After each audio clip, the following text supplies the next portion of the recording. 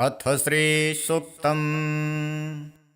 ॐ हिरण्यवर्णां हरिणीं सुवर्णरजतस्रजां चन्द्रां हिरण्यमयीं लक्ष्मीं जातवेदो म आवह। ताम् आवह जातवेदो लक्ष्मीमनपगामिनीं यस्यां हिरण्यं विन्देयं गामस्वं पुरुषानहम्। अश्वपूर्वां रथमध्यां हस्तिनादप्रबोधिनीं श्रियं देवीमुपह्वये श्रीर्मा देवी जुषतां। कां सोऽस्मितां हिरण्यप्रकारार्मार्दां ज्वलन्तीं तृप्तां तर्पयन्तीं पद्मे स्थितां पद्मवर्णां तामिहोपह्वये श्रियं। चन्द्रां प्रभासां यशसा ज्वलन्तीं श्रियं लोके देवजुष्टामुदारां तां पद्मिनीं शरणमहं प्रपद्ये लक्ष्मीर्मे नश्यतां त्वां वृणे। आदित्यवर्णे तपसोऽधिजातो वनस्पतिस्तव वृक्षोऽथ बिल्वः तस्य फलानि तपसानुदन्तो मायान्तरायाश्च बाह्या अलक्ष्मीः। उपैतु मां देवसखः कीर्तिश्च मणिना सह प्रादुर्भूतेऽस्मु राष्ट्रेऽस्मिन् कीर्तिमृद्धिं ददातु मे। क्षुप्तिपाशामलां ज्येष्ठा अलक्ष्मीं नाशाम्यहम् अभूतिसमृद्धिं च सर्वां निर्णुद मे गृहात्। गन्धद्वारां दुराधर्षां नित्यपुष्टां करीषिणीम् ईश्वरीं सर्वभूतानां तामिहोपह्वये श्रियं। मनसः कामनाकूतिं वाचः सत्यमसीमहि पशूनां रूपमन्नस्य मयि श्रीः श्रयतां यशः।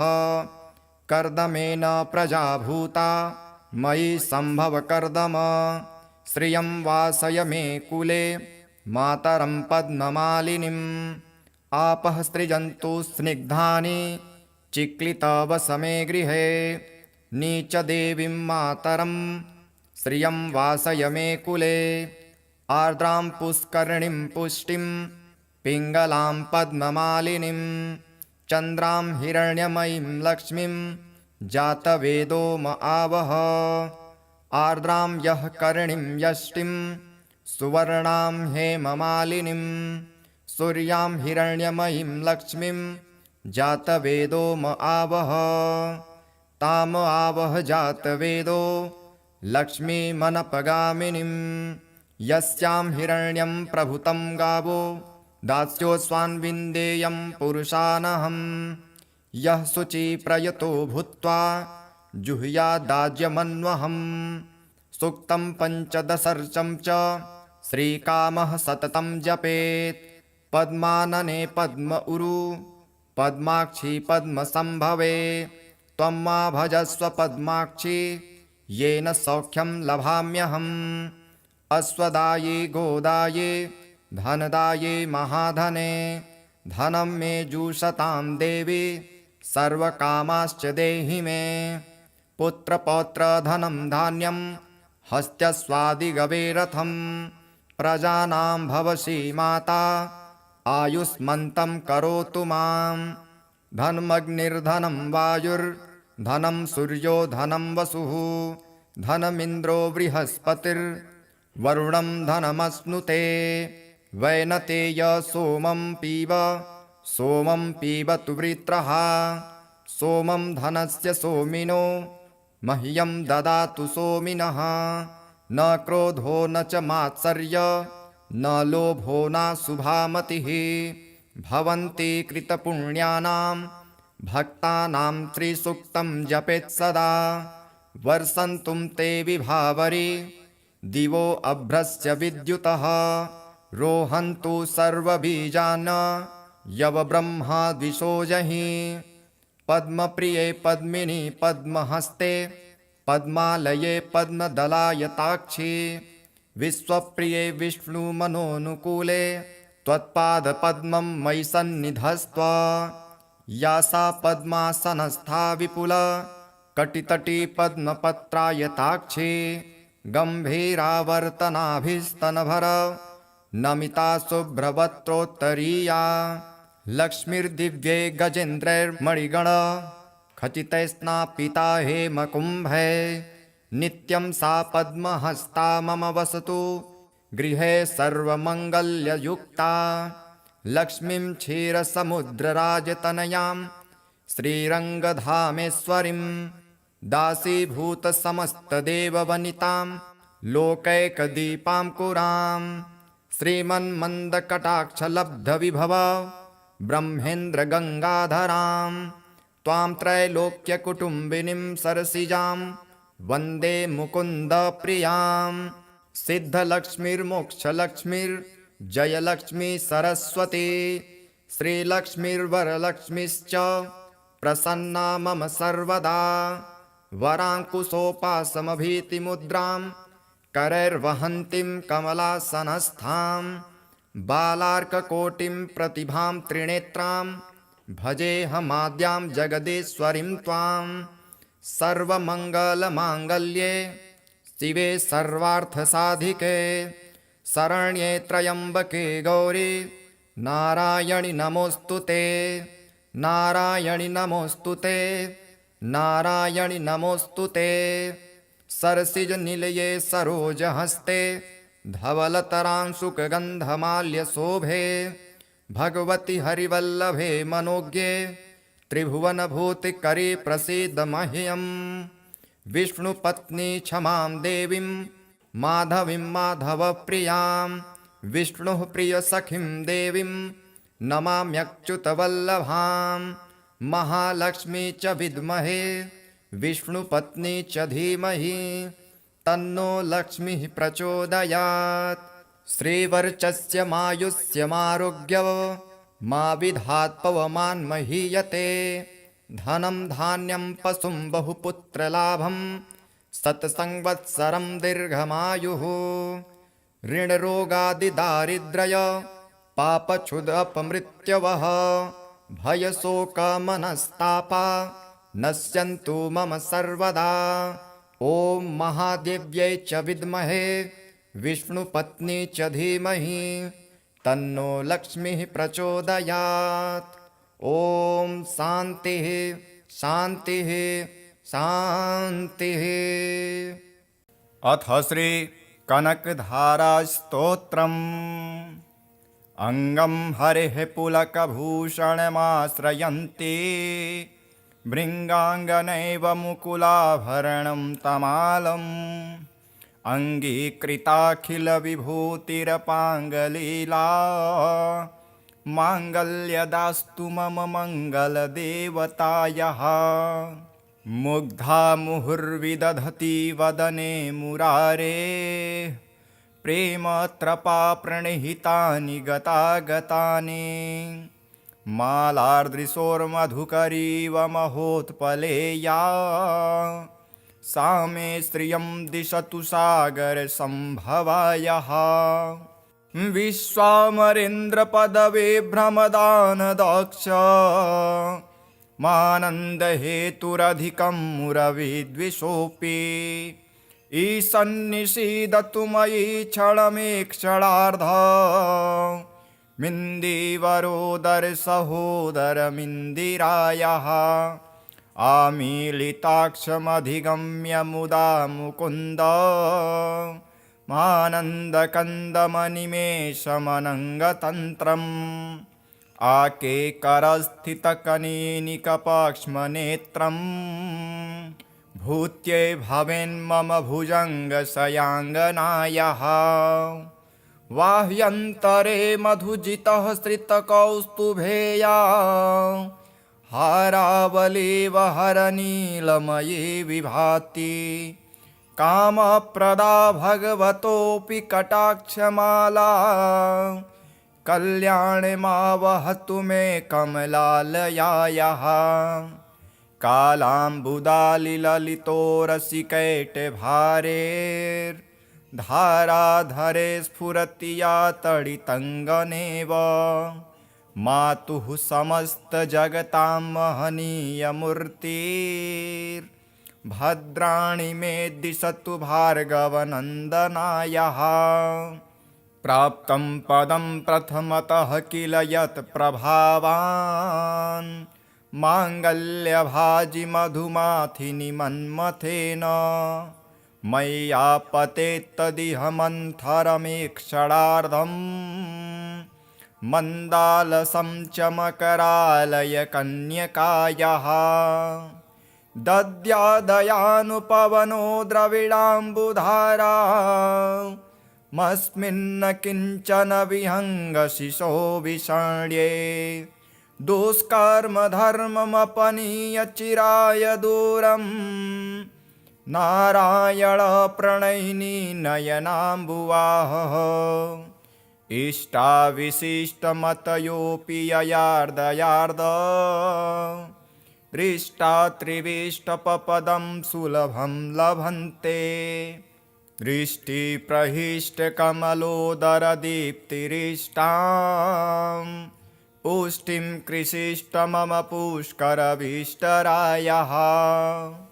गिरिदेवतेति गरुडध्वजसुन्दरीते शाकम्भरीति शशिशेखरवल्लभेते सृष्टिस्थितिप्रलयकेलिषु संस्थितायै तस्मै नमस्त्रिभुवनैकगुरोत्तरुण्यै श्रुत्यै नमस्तु शुभकर्मफलप्रसूत्यै रत्यै नमस्तु रमणीयगुणार्णवायै शक्त्यै नमस्तु शतपत्रनिकेतनायै पुष्ट्यै नमस्तु पुरुषोत्तमवल्लभायै नमोऽस्तु नालिकनिभाननायै नमोऽस्तु दुग्धोदधिजन्मभूत्यै नमोऽस्तु सोमामृतसोदरायै नमोऽस्तु नारायणवल्लभायै सम्पत्कराणि सकलेन्द्रियनन्दनानि साम्राज्यदानविभवानि सरोरुहाक्षि त्वद्वन्दनानि दुरिताहरणोद्यतानि मामेव मातरनिशं कलयन्तु मान्ये यत्कटाक्षसमुपासनाविधिः सेवकस्य सकलार्थसम्पदः सन्तनोति वचनाङ्गमानसे स्वां मुरारिहृदयेश्वरीं भजे सरसिजनिलये सरोजहस्ते धवलतमांशुकगन्धमाल्यशोभे भगवति हरिवल्लभे मनोज्ञे त्रिभुवनभूतिकरे प्रसीद मह्यम् दिग्धस्थिभिः कनककुम्भमुखावसृष्ट सर्वाहिनी विमलचारुजलप्लुताङ्गीं प्रातर्नमामि जगतां जननीमशेष लोकाधिनाथ गृहिणीममृताब्धिपुत्रीं कमले कमलाक्षवल्लभे त्वं करुणापूरतरङ्गितैरपाङ्गैः अवलोकय माम किञ्चनानां प्रथमं पात्रं कृत्रिमं दयायाः स्तुवन्ति ये स्तुतिभिरमुभिरन्वं त्रयीमयीं त्रिभुवनमातरं रमां गुणाधिका गुरुतरभाग्यभागिनो भवन्ति ते भुवि बुधभाविताशयः। अथ श्री इन्द्रकृत श्रीमहालक्ष्म्यष्टकम्। श्रीगणेशाय नमः। नमस्तेस्तु महामाये श्रीपीठे सुरपूजिते शङ्खचक्रगदाहस्ते महालक्ष्मी नमोऽस्तुते। नमस्ते गरुडारूढे कोलासुरभयङ्करी सर्वपापहरे देवी महालक्ष्मी नमोऽस्तुते। सर्वज्ञे सर्ववरदे सर्वदुष्टभयङ्करी सर्वदुःखहरे देवी महालक्ष्मी नमोऽस्तुते। सिद्धिबुद्धिप्रदे देवी भुक्तिमुक्तिप्रदायिनी मन्त्रमूर्ते सदा देवी महालक्ष्मी नमोऽस्तु ते। आद्यन्तरहिते देवी आद्यशक्ति महेश्वरी योगजे योगसम्भूते महालक्ष्मी नमोऽस्तु ते।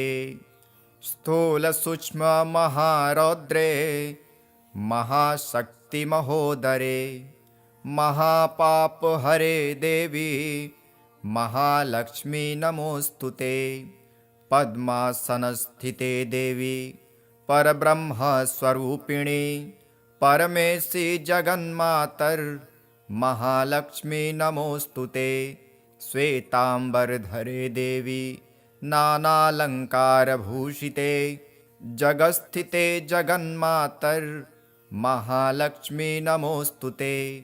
महालक्ष्म्यष्टकस्तोत्रम् यः पठे भक्तिमान् नरः सर्वसिद्धिमवाप्नोति राज्यं प्राप्नोति सर्वदा।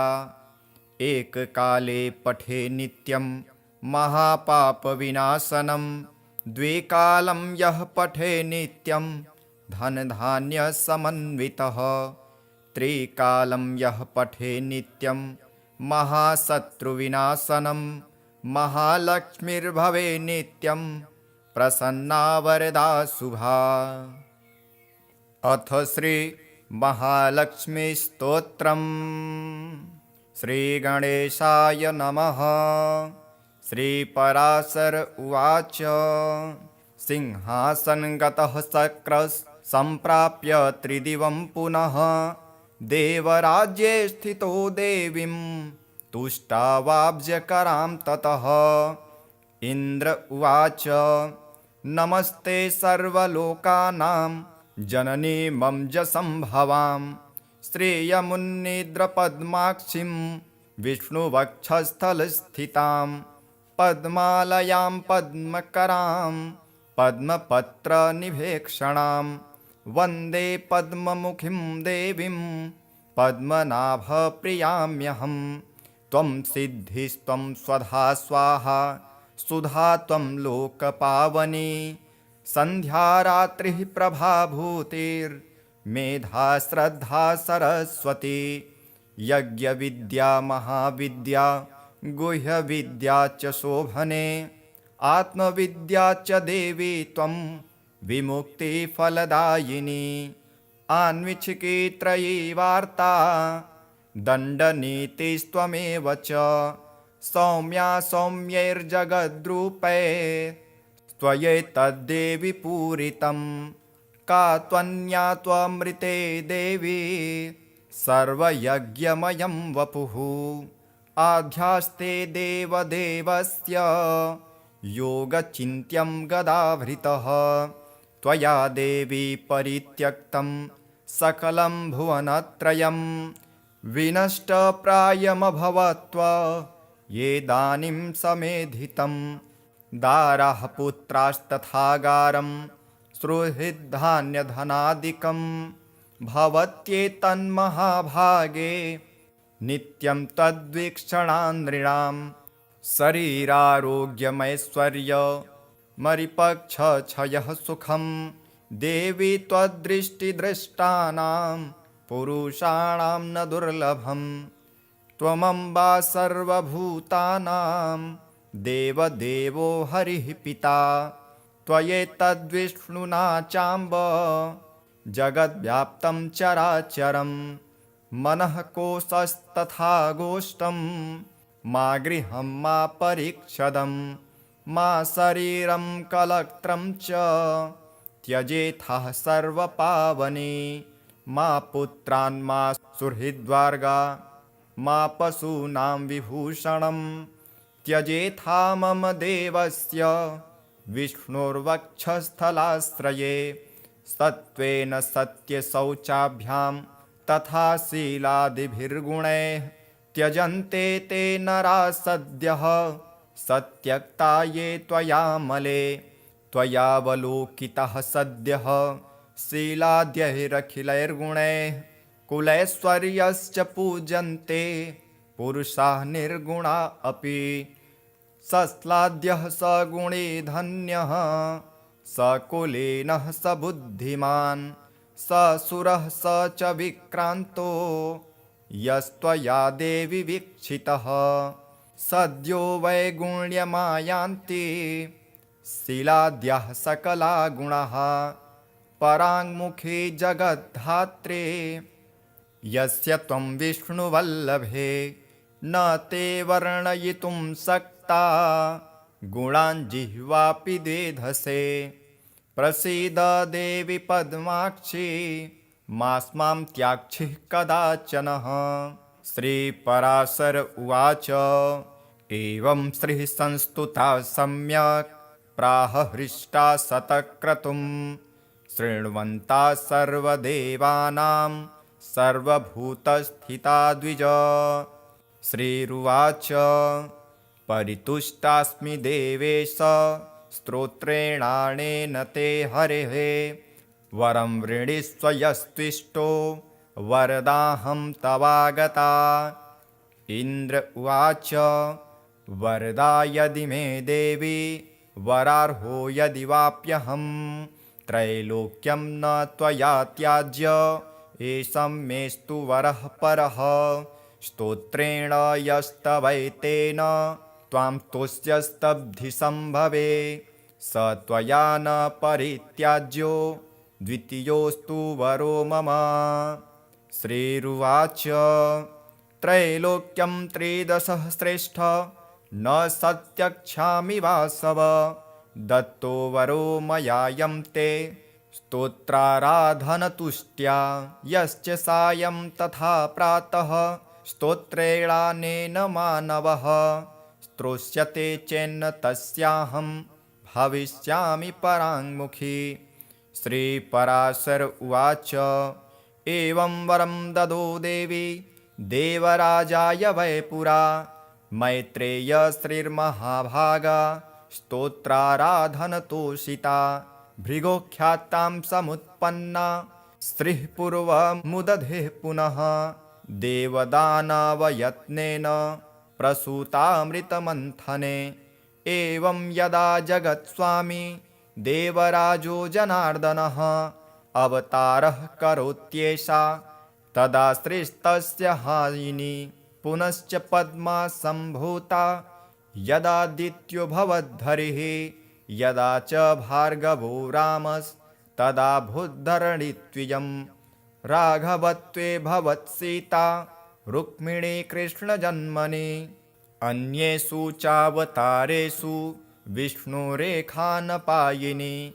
देवत्वे देवदेहेयं मानुषत्वे च मानुषी। विष्णुर्देहानुरूपां वै करोत्येषात्मनस्तनुं। यश्चैतशृणुया जन्म लक्ष्म्या पञ्च पठेन्नरः।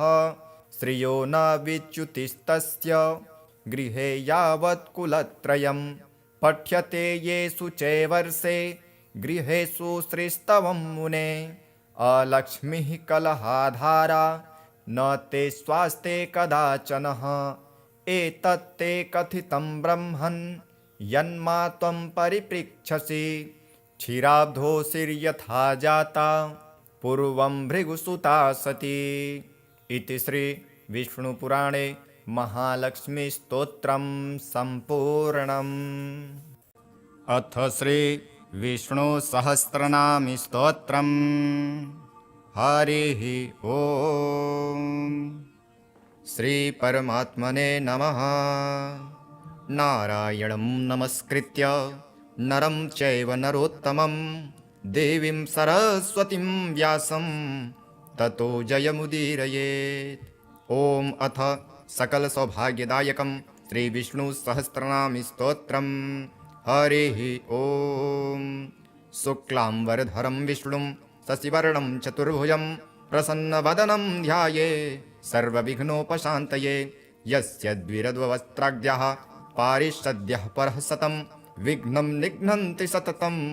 विश्वक्सेनं त्रमाश्रये व्यासं वसिष्ठनप्तारं शक्तेः पौत्रकल्मषं पराशरात्मजं वन्दे सुखतातं तपोनिधिं व्यासाय विष्णुरूपाय व्यासरूपाय विष्णवे नमो वै ब्रह्मनिधये वासिष्ठाय नमो नमः अविकाराय शुद्धाय नित्याय परमात्मने सदैकरूपरूपाय विष्णवे सर्वजिष्णवे यस्य स्मरणमात्रेण जन्मसंसारबन्धनात् विमुच्यते नमस्तस्मै विष्णवे प्रभविष्णवे नमः समस्तभूतानाम् आदिभूताय भूवृते अनेकरूपरूपाय विष्णवे प्रभविष्णवे ॐ नमो विष्णवे प्रभविष्णवे श्रीवैशम्पायन उवाच श्रुत्वा धर्मान् शेषेण पावनानि च सर्वशः युधिष्ठिरः शान्तनवं पुनरेवाभ्यभाषत युधिष्ठिर उवाच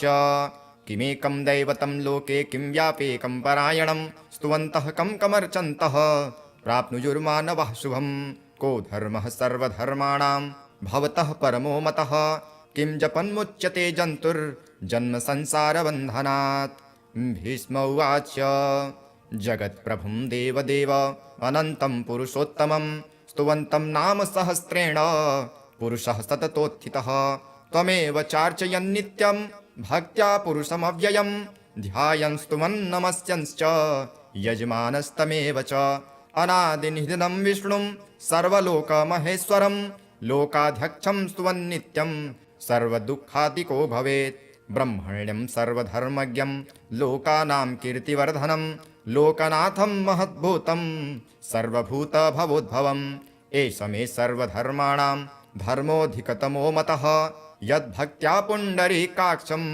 स्तवैरर्चेन्नरः सदा परमं यो महत्तेजः परमं यो महत्तपः परमं यो महद्ब्रह्म परमं यः परायणं पवित्राणां पवित्रं यो मङ्गलानां च मङ्गलं दैवतं दैवतानां च भूतानां यो व्ययः पिता यतः सर्वाणि भूतानि भवन्त्यादियुगागमे यस्मिंश्च प्रलयं यान्ति पुनरेव युगक्षये तस्य लोकप्रधानस्य जगन्नाथस्य भूपते विष्णुर्नाम सहस्रं मे शृणु पापभयापहं यानि नामानि गौणानि विख्यातानि महात्मनः ऋषिभिः परिगीतानि तानि वक्ष्यामि भूतये ऋषिर्नाम्नां सहस्रस्य वेदव्यासो महामुनिः छन्दोनुष्टुप् तथा देवो भगवान् देवकीसुतः अमृतांशुद्भवो बीजं शक्तिर्देवकी नन्दनः त्रिमासा हृदयं तस्य स्यान्तर्थे विनियोज्यते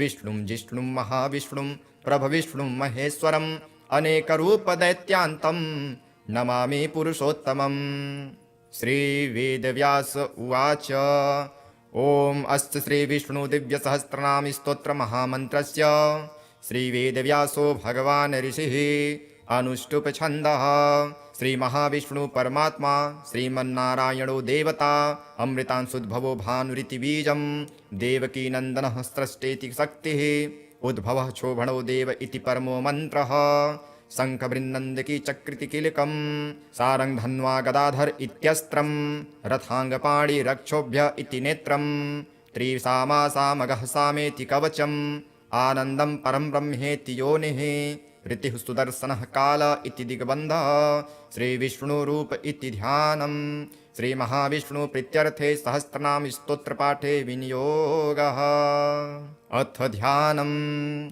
ॐ नमो वासुदेवाय शान्ताकारं भुजगशयनं पद्मनाभं सुरेशं विश्वाधारं गगनसदृशं मेघवर्णं शुभाङ्गं लक्ष्मीकान्तं कमलनयनं योगभिर्ध्यानगम्यं वन्दे विष्णुं भवभयहरं सर्वलोकैकनाथं मेघश्यामं पितकौशिवेयवासं श्रीवत्साङ्गं कौस्तिभोभासिताङ्गं पुण्यपेतं पुण्डरीकायताक्षं विष्णु वन्दे सर्वलोकैकनाथं नमः समस्तभूतानामादिभूताय भूवृते अनेकरूपरूपाय विष्णवे प्रभविष्णवे शङ्खचक्रं सकिरीटिकुण्डलं सपीतवस्त्रं सरिसूरिहेक्षणं सहारवक्षस्थलकौस्तुभस्त्रियं नमामि विष्णुं शिरसा चतुर्भुजं छायायां पारिजातस्य हेमसिंहासनोपरि आसीनमम्बुदश्याम मायताक्षमलङ्कृतं चन्द्राननं चतुर्बाहुं श्रीवत्साङ्कितवक्षसं रुक्मिणी सत्यभामाभ्यां सहितं कृष्णमाश्रयेत् अथ स्तोत्रम्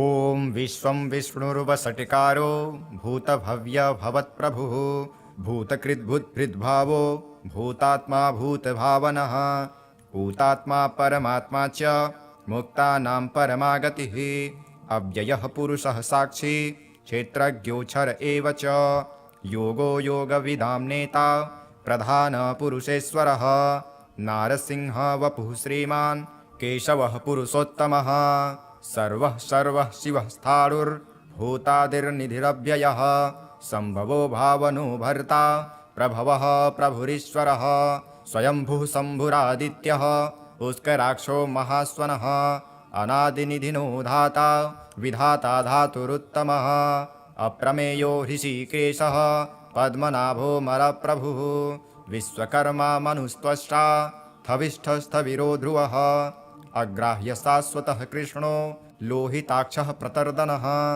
प्रभुतस्त्रिककुब्धाम पवित्रं मङ्गलं परम् ईशानः प्राणदः प्राणो ज्येष्ठः श्रेष्ठः प्रजापतिः हिरण्यगर्भो भूगर्भो माधवो मधुसूदनः ईश्वरो विक्रमी धन्वी मेधावी विक्रमः क्रमः अनुत्तमो दुराधर्षः कृतज्ञः कृतिरात्मवान् सुरेशः शरणं शर्म विश्वरेतः प्रजाभवः अह संवत्सरो व्यालः प्रत्ययः सर्वदर्शनः अजः सर्वेश्वरः सिद्धः सिद्धिः सर्वादिरच्युतः वृषाकपिरमेयात्मा सर्वयोगविनिःसृतः वसुर्वसुमनः सत्यः समात्मा संमितः समः अमोघः पुण्डरीकाक्षो वृषकर्मा वृषाकृतिः रुद्रो बहुशिरा बभ्रुर्विश्वयोनिः शुचिस्रवः अमृतः शाश्वतस्थाणुर्वारारोहो महातपः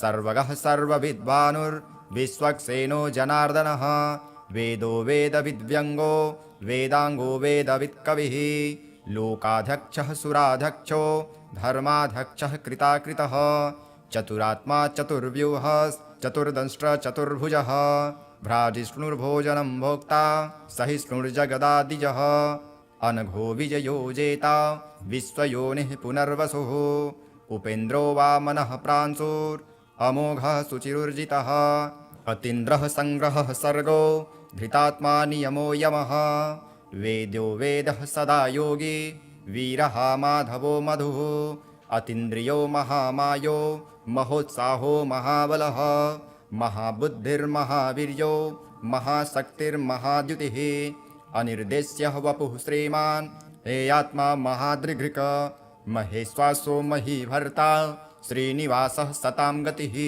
अनिरुद्धः सुरानन्दो गोविन्दो गोविदापतिः मरीर्चिर्दमनो हंसः सुपर्णो भुजगोत्तमः हिरण्यनाभः सूतपा पद्मनाभः प्रजापतिः अमृत्युः सर्वदृक्सिंहः सन्धाता सन्धिमान् स्थिरः अजो दुर्मर्षणः शास्ता विस्तृतात्मा सुरारिः गुरुर्गुरुतमो धाम सत्यः सत्यपराक्रमः निमिषो निमिषसहस्रग्भि वाचस्पतिरुदारधिः अग्रणिर्ग्रामणिः श्रीमान् न्यायो नेता समीरणः सहस्रमूर्धा विश्वात्मा सहस्राक्षः सहस्रपात् आवर्तनोन्निवृत्तात्मा संवृतः सम्प्रमर्दनः अहः संवर्तको वह्निरनिलो धरणीधरः सुप्रसादः प्रसन्नात्मा विश्वदृग्विश्वभुग्विभुः सत्कर्ता सत्कृतः साधुर्जह्नु नारायणो नरः असंख्ययो प्रमेयात्मा विशिष्टः शिष्टकृच्छुषिः सिद्धार्थः सिद्धसङ्कल्पः सिद्धिदः सिद्धिसाधनः वृषाही वृषभो विष्णुर्वृषपर्वा वृषोदरः वर्धनो वर्धमानश्च विविक्तः श्रुतिसागरः सुभुजो दुर्धरो वाग्मी महेन्द्रो वसुदो वसुः नैकरूपो बृहद्रूपः शिपिविष्टः प्रकाशनः ओजस्तेजो द्युतिधरः प्रकाशात्मा प्रतापनः श्रद्धस्पष्टाक्षरो मन्त्रश्चन्द्रासुर्भास्करद्युतिः अमृतांशुद्भवो भानुः ससविन्दुः सुरेश्वरः औषधं जगतः सेतु सत्यधर्मपराक्रमः भूतभव्यभवन्नाथः पवनः पावनो नलः कामः कामकृत्कान्तः कामः कामप्रदः प्रभुः युगदादिकृद्युगावर्तो नैकमायो महासनः अदृश्यो व्यक्तरूपश्च सहस्रजिदनन्दजित इष्टो विशिष्टशिष्टेष्टः शिखण्डी नहुषो वृषः क्रोधः क्रोधकृत्कर्ता विश्वबाहुर्महीधरः अच्युत प्रथितः प्राणः प्राणदो वासवानुजः अपानिधिरधिष्ठान अप्रमत्तः प्रतिष्ठितः स्कन्धः स्कन्धधरो दुर्यो वरदो वायुवाहनः वासुदेवो बृहद्भानुर् आदिदेवः पुरन्दरः अशोकशास्तरणस्तारः सुरः शौरिर्जनेश्वरः अनुकूलः सतावर्तः पद्मी पद्मनिभीक्षणः पद्मनाभोरविन्दाक्षः पद्मगर्भः शरीरभृत महर्धिरिग्धो वृद्धात्मा महाक्षो गरुणध्वजः अतुलः शरणो भीमः समयज्ञो हविर्हरिः सर्वलक्षणलक्षण्यो लक्ष्मीमान् समितिञ्जयः विक्षरो रोहितो मार्गो हेतुर्दामोदरः सहः महीधरो महाभागो वेगवानमितासनः उद्भवः क्षोभणो देवः श्रीगर्भः परमेश्वरः करणं कारणं कर्ता विकर्ता गहनो गुहः व्यवसायो व्यवस्थानः संस्थानस्थानदो ध्रुवः परधिः परमस्पष्ट तुष्टः पुष्टः सुवेक्षणः रामो विरामो विरजो मार्गो नेयो नयो नयः विरह शक्तिमतां श्रेष्ठो धर्मो धर्मविदुत्तमः वैकुण्ठः पुरुषः प्राणः प्राणदः प्राणवः पृथुः हिरण्यगर्भः शत्रुघ्नो व्याप्तो वायुरवोच्छजः ऋतुः सुदर्शनः कालः परमेष्ठी परिग्रहः उग्रः संवत्सरो दक्षो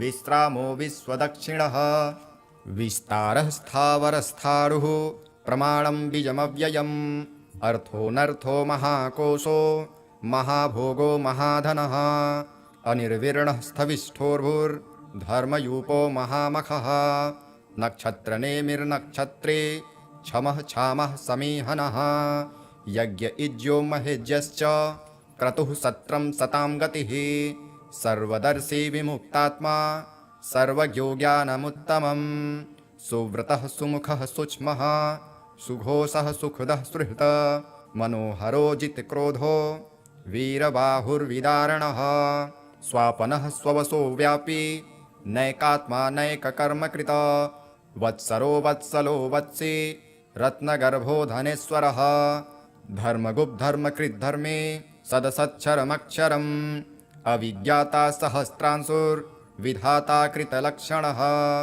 गभस्थनेमिः स्वक्तस्थः सिंहो भूतमहेश्वरः आदिदेवो महादेवो देवेशो देवभृग्गुरुः उत्तरो गोपितिर्गोप्ता ज्ञानगम्यः पुरातनः शशिरभूतभृग्भोक्ता कपीन्द्रो भूरिदक्षिणः सोमपो मृतपः सोमः पुरुजित्पुरुषोत्तमः विनयो जयः सत्यसन्धो दशार्षः स्वात्वतां पतिः जीवो विनयिता साक्षी मुकुन्दो मितविक्रमः अम्भो निधिरनन्तात्मा महोदधिशयोऽन्तकः अजो महार्हः स्वाभाव्यो जिता मित्रः प्रमोदनः आनन्दो नन्दनो नन्दः सत्यधर्मातिविक्रमः महर्षिः कपिलाचार्यः कृतज्ञो मेदिनीपतिः त्रिपदस्त्रिर्दशाध्यक्षो महाशृङ्गः कृतान्तकृत महावराहो गोविन्दः सुषेणः कनकाङ्गदी गुह्यो गभीरो गहनो गुप्तश्चक्रगदाधरः वेदः स्वाङ्गोजितः कृष्णो दृढः सङ्कर्षणोच्युतः वरुणो वारुणो वृक्षः पुष्कराक्षो महामनः भगवान् भगहानन्दी वनमाली हलायुधः आदित्यो ज्योतिरादित्यः सहिष्णुर्गतिसत्तमः सुधन्वाखण्डपरशुर्दारुणो द्रविडप्रदः दिवस्पृकः सर्वव्यासो वाचस्पतिरयो निजः त्रिसामा सामगः साम निर्वाणं भेषजं विशग सन्न्यासकृच्छमः शान्तो निष्ठः शान्तिः परायणं शुभाङ्गः शान्तिदः सृष्टा कुमुदः कुवलेशयः गोहितो गोपतिर्गोप्ता वृषभाक्षो वृषप्रियः अनिर्वर्ति निवृत्तात्मा संक्षिप्ता चेमकृच्छिवः श्रीवत्सवक्षा श्रीवासः श्रीपतिः श्रीमताम्बरः श्रीदः श्रीसः श्रीनिवासः श्रीनिधिः श्रीविभावनः श्रीधरः श्रीकरः श्रेयः श्रीमाङ्लोकत्रयाश्रयः स्वच्छः स्वङ्गः सतानन्दो नन्दिर्ज्योतिर्गणेश्वरः विजितात्मा विधेयात्मा सत्कीर्तिश्छिन्न संशयः उदीर्णः सर्वतश्चूर निशः शाश्वतस्थिरः भूषयो भूषणो भूतिर्विशोकः शोकनाशनः अर्चिस्मानर्चितः कुम्भो विशुद्धात्मा विशोधनः अनिरुद्धो प्रतिरथः प्रद्युम्नोमितविक्रमः कालनेमिनिहावीरः सौरिः सुरजनेश्वरः त्रिलोकात्मा त्रिलोकेशः केशवः केशिहा हरिः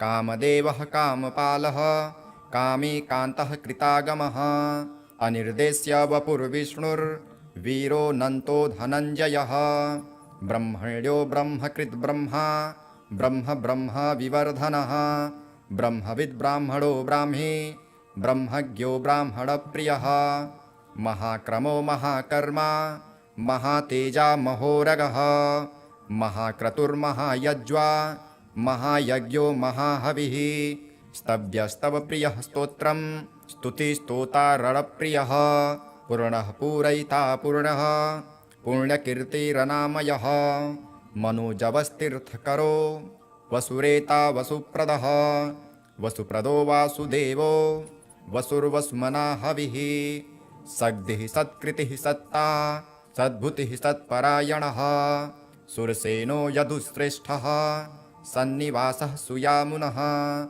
भूतावासो वासुदेवः सर्वासु निलयो नलः दर्पः दर्पदो दृप्तो दुर्धरोऽथा पराजितः विश्वमूर्तिर्महामूर्तिर्दीप्तमूर्तिर्मूर्तिमान् अनेकमूर्तिरव्यक्तः शतमूर्तिशताननः एको नैकः सवः कः किं यत्तत्पदनुत्तमं लोकबन्धुर्लोकनाथो माधवो भक्तवत्सलः सुवर्णवर्णो हेमाङ्गो वाराङ्गश्चन्दनाङ्गदी वीरः विषमः शून्यो घृताशीरचलश्चलः अमानीमानदो मान्यो लोकस्वामी त्रिलोकघृक सुमेधा मेधजो धन्यः सत्यमेधाधराधरः तेजो वृषोद्युतिधरः सर्वसत्रभृताम्बरः प्रग्रहो निग्रहो व्यग्रो नैकशृङ्गो गदाग्रजः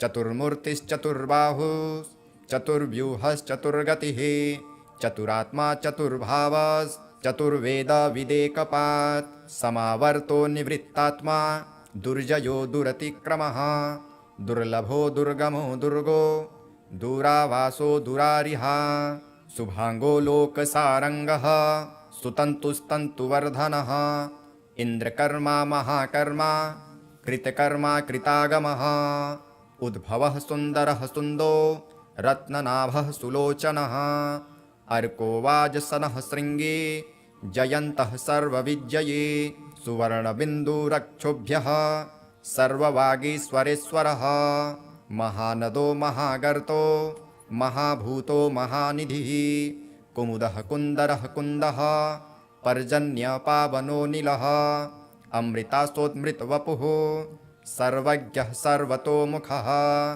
सुलभः सुव्रतः सिद्धः शत्रुजिच्छत्रुतापनः न्यग्रोधोदुम्बरो स्वस्थश्चाडुरान्ध्रनिषूदनः सहस्रार्चिर्सप्तजिह्वः सप्तैधः सप्तवाहनः अमूर्तिरनघोचिन्त्यो भयकृद्भयनाशनः अणुर्बृहत्कृशः स्थूलो गुणभृन्निर्गुणो महान् अधृतः स्वधृतः स्वास्य प्राग्वंशो वंशवर्धनः भारकृत्कथितो योगी योगी सः सर्वकामदः आश्रमः श्रमणः क्षामः सुपर्णो वायुवाहनः धनुर्धरो धनुर्वेदो दण्डो दमयिता दमः अपराजितः सर्वसहो नियन्ता नियमो यमः सत्त्वान् सात्विकः सत्यः सत्यधर्मपरायणः अभिप्रायः प्रियार्होर्हः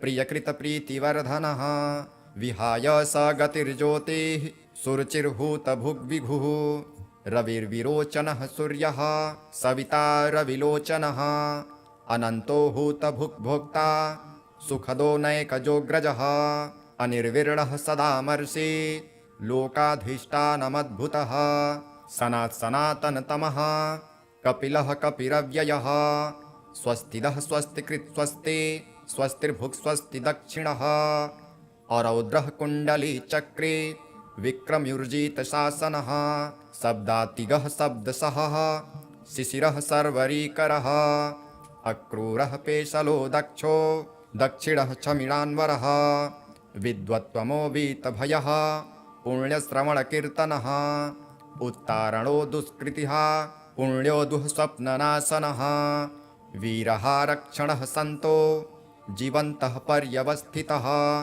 अनन्तरूपोऽनन्तश्रीर्जितमन्युर्भयापहः चतुर्रस्रो गभीरात्मा विदिशो व्यादिशो दिशः अनादिर्भुर्भुवो लक्ष्मीः सुवीरो रुचिराङ्गदः भीमो भीमपराक्रमः आधारनीलयो धाता पुष्पहासः प्रजागरः ऊर्ध्वगः सत्पथाचारः प्राणदः प्रणवः पणः प्रमाणं प्राणनिलयः प्राणभृत्प्राणजीवनः तत्त्वं तत्त्वविदेकात्मा जन्ममृत्युजरातिगः भूर्भुवः स्वस्तरुस्तारः सविता प्रपितामहः यज्ञो यज्ञपतिर्यज्वा यज्ञाङ्गो यज्ञवाहनः यज्ञभृद्यज्ञकृद्यज्ञे यज्ञभुग्यज्ञसाधनः यज्ञान्तकृद्यज्ञगुह्य मन्नमन्नाद एव च आत्मयोनिः स्वयज्जातो